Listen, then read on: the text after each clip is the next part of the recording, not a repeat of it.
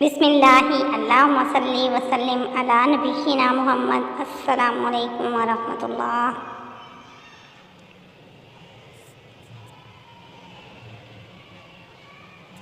تین نوجوان ملک سے باہر سفر پر جاتے ہیں اور وہاں ایک ایسی عمارت میں ٹھہرتے ہیں جو 72 منزلہ ہے۔ ان کو 72ویں منزل پر کمرہ ملتا ہے۔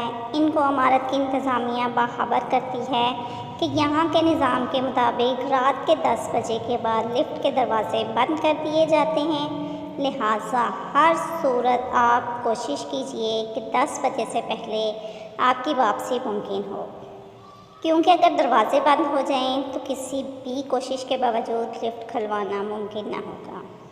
پہلے دن وہ تینوں سیر و سیاحت کے لیے نکلتے ہیں تو رات 10 بجے سے پہلے واپس لوٹ آتے ہیں، مگر دوسرے دن وہ لیٹ ہو جاتے ہیں۔ اب لفٹ کے دروازے بند ہو چکے تھے۔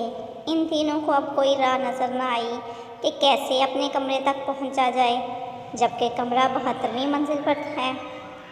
تینوں نے فیصلہ کیا کہ سیڑھیوں کے علاوہ کوئی دوسرا راستہ تو نہیں ہے، تو یہاں سے ہی جانا پڑے گا۔ ان میں سے ایک نے کہا، میرے پاس ایک تجویز ہے، یہ سیڑھیاں ایسے چڑھتے ہوئے ہم سب تھک جائیں گے۔ ایسا کرتے ہیں کہ اس طویل راستے میں ہم باری باری ایک دوسرے کو قصے سناتے ہوئے چلتے ہیں۔ 25ویں منزل تک میں کچھ قصے سناؤں گا، اس کے بعد باقی 25 منزل تک دوسرا ساتھی کچھ سنائے گا، اور پھر تیسرا ساتھی باقی سفر میں منزل تک پہنچنے تک کچھ قصے سنائے گا۔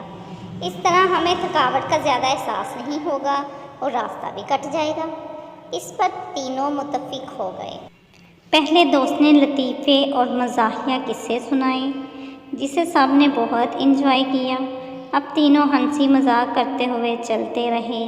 جب 25ویں منزل آ گئی تو دوسرے ساتھی نے کہا، اب میں تمہیں قصے سناتا ہوں، مگر میرے قصے سنجیدہ اور حقیقی ہوں گے۔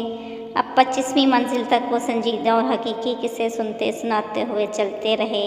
جب 50ویں منزل تک پہنچے تو تیسرے ساتھی نے کہا، اب میں تم لوگوں کو کچھ غمگین اور دکھ بھرے قصے سناتا ہوں، جس پر سب متفق ہو گئے اور غم بھرے قصے سنتے ہوئے باقی منزلیں بھی طے کرتے رہے۔